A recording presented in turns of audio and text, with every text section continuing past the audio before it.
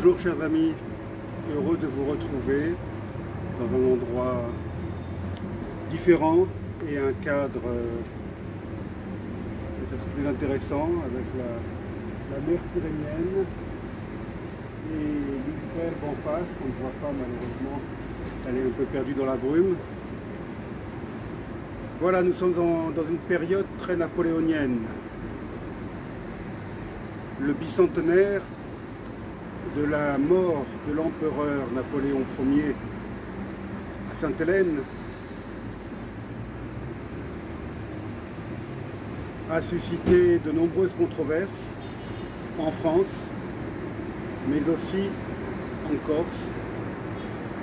Il y a ceux qui disent que l'empereur était un tyran sanguinaire, qu'il a causé la mort de centaines de milliers de soldats français et étrangers, qu'il a mis l'Europe à feu et à sang, qu'il a rétabli l'esclavage, quoi encore, qu'il a propagé les idées révolutionnaires dans toute l'Europe, modifiant pour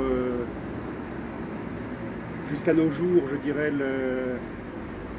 la géopolitique européenne. Et puis il y a les admirateurs inconditionnels de l'empereur qui le décrivent comme le personnage le plus important de l'histoire de France, au moins à égalité avec Charlemagne et Louis XIV. Et en Corse, on a bien sûr les gens qui voient en lui l'ennemi, le fidèle puis devenu ennemi de Pascal Paoli et le traître à l'indépendance de la Corse, à l'idéal d'une Corse libre.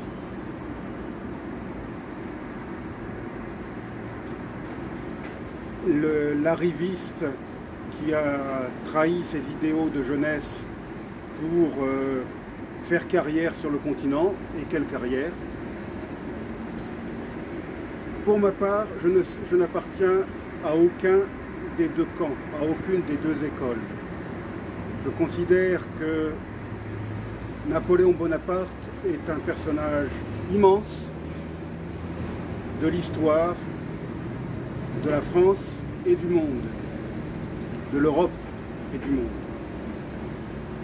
Et qu'à ce titre, il mérite d'être connu, d'être enseigné à l'école, sans l'idéaliser, sans le célébrer, mais au moins parler de son œuvre, le Code civil,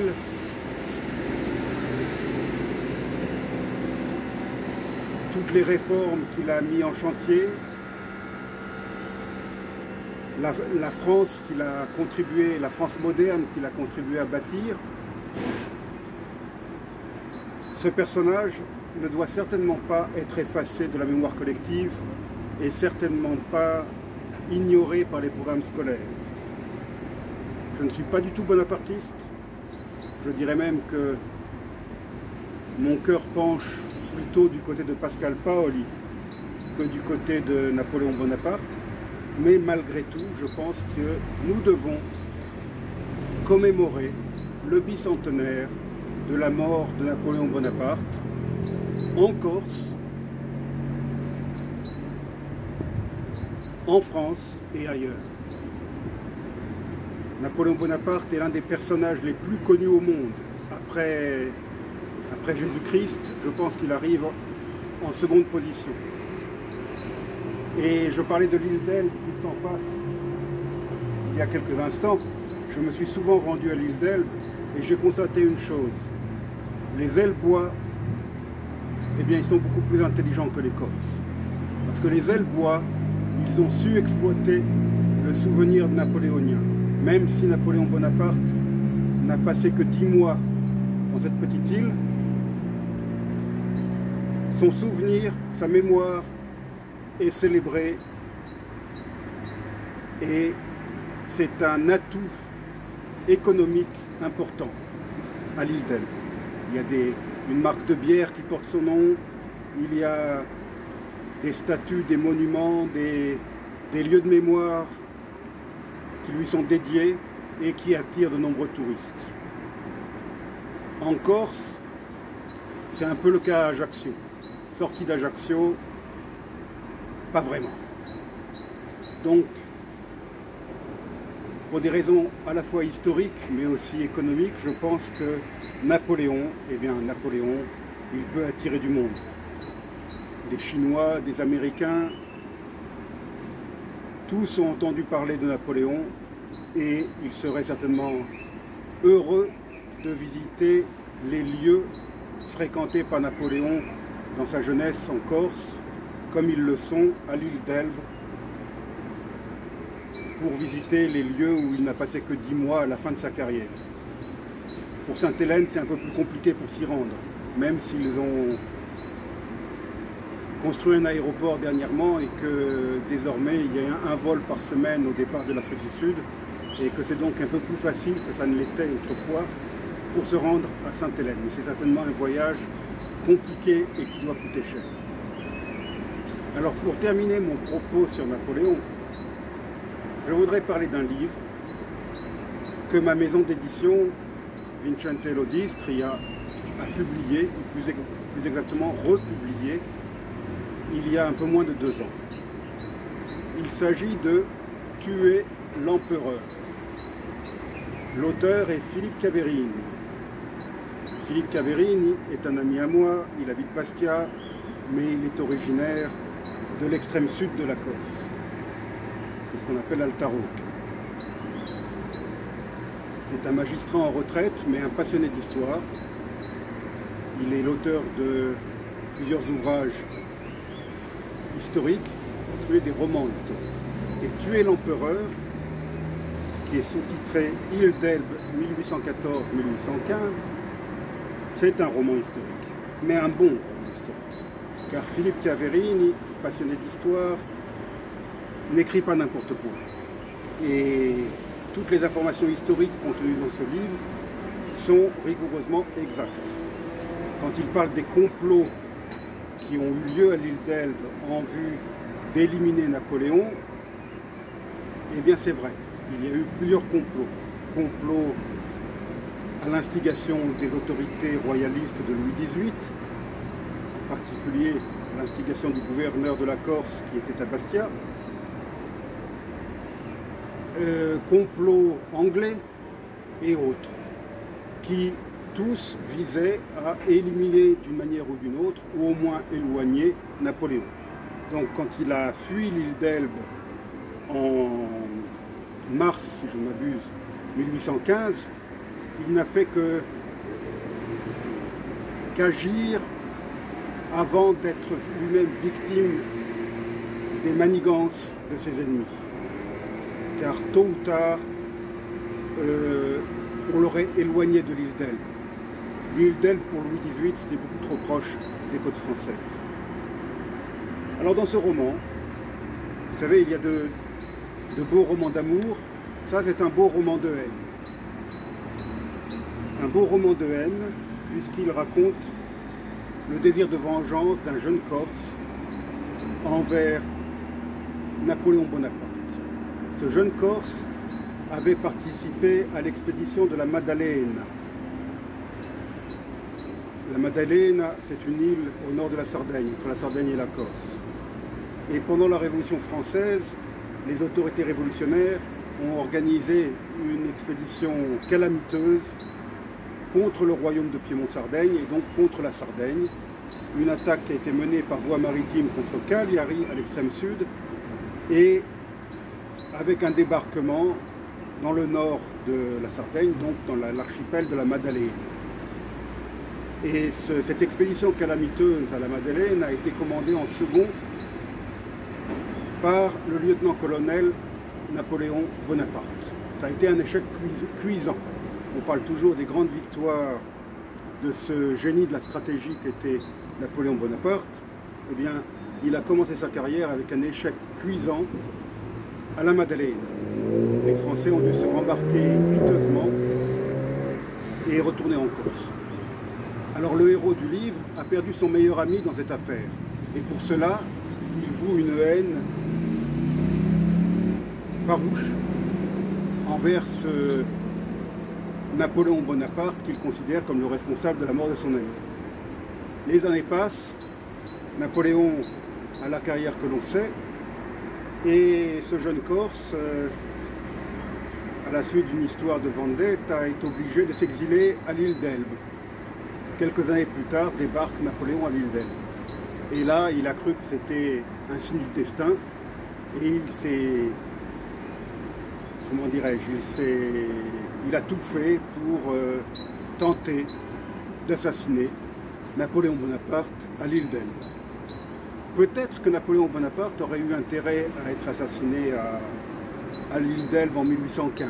Ça aurait épargné à la France les 100 jours, la défaite de Waterloo, l'humiliation. Bon, on ne refait pas l'histoire.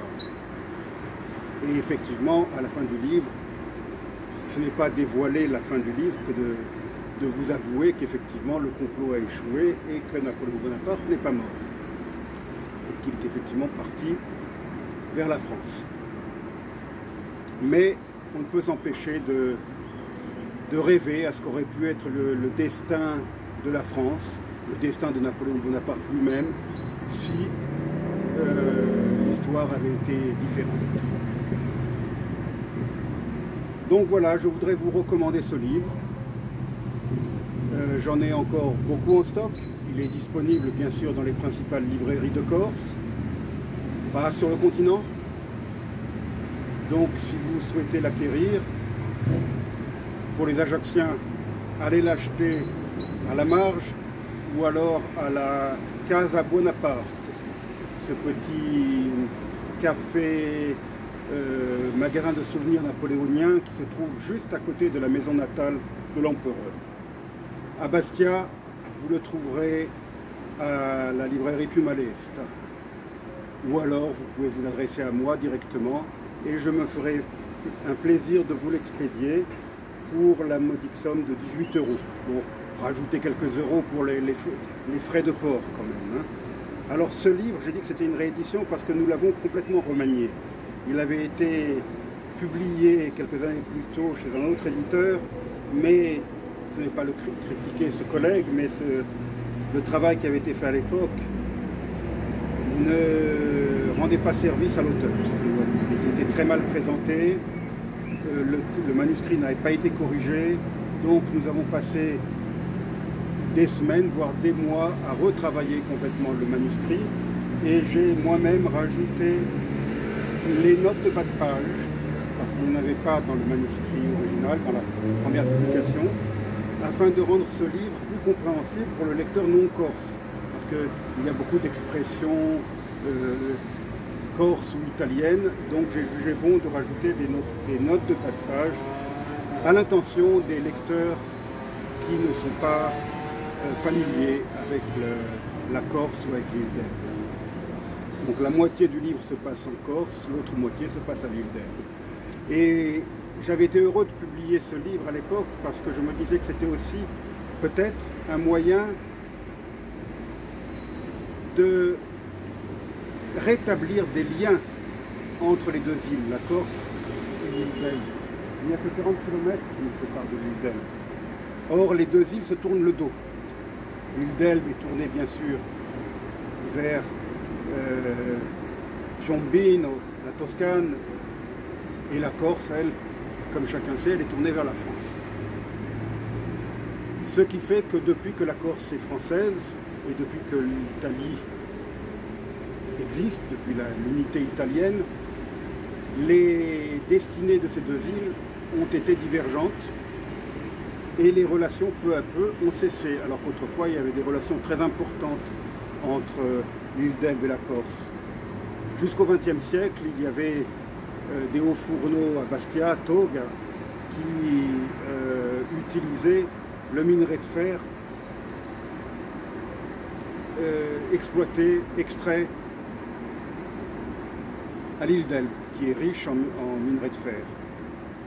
Et il n'y avait pas que ça. Il y a une longue histoire, une longue tradition d'échange entre les deux îles, qui sont à la fois très proches, 40 km, est très lointaine. À l'heure où je vous parle, avec le Covid, il n'y a aucune relation entre les deux îles. Il est impossible d'aller à l'île d'Elbe. Même si les frontières sont ouvertes, on ne peut pas aller à l'île d'Elbe. Il n'y a plus de bateau pour aller à l'île d'Elbe. J'avais envoyé ce livre à la bibliothèque municipale de Portoferraio, la capitale de l'île d'Elbe, afin que nos amis de l'île d'Elbe découvrent également cet ouvrage qui les concerne, qui nous concerne ici en Corse. N'oubliez pas de vous adresser à moi pour ce livre si vous souhaitez l'avoir. J'ajoute que j'avais même rajouté une très belle carte, voilà, une très belle carte de l'île d'Elbe avec le drapeau de l'île d'Elbe, qui est un drapeau blanc barré d'une diagonale rouge frappé de 3 abeilles d'or. Les abeilles, comme chacun sait, c'est le symbole de l'Empire, le symbole de Napoléon. Et ce drapeau, il a été dessiné de la main de Napoléon Ier, alors qu'il était encore à bord du navire qui l'amenait à Portoferraio en 1814. Il avait souhaité faire un drapeau pour le micro-État dont il allait devenir le souverain. Eh bien ce drapeau, ce beau drapeau, est encore aujourd'hui le drapeau de l'île d'Elbe. Vous le voyez flotter partout, sur les bâtiments publics, au port, partout, à l'île d'Elbe. Encore un souvenir napoléonien. Donc voilà, Tuer l'empereur de Philippe Caverini. Contactez-moi s'il vous plaît, c'est un beau cadeau à faire à l'occasion du bicentenaire de la mort de l'empereur. Merci, à bientôt.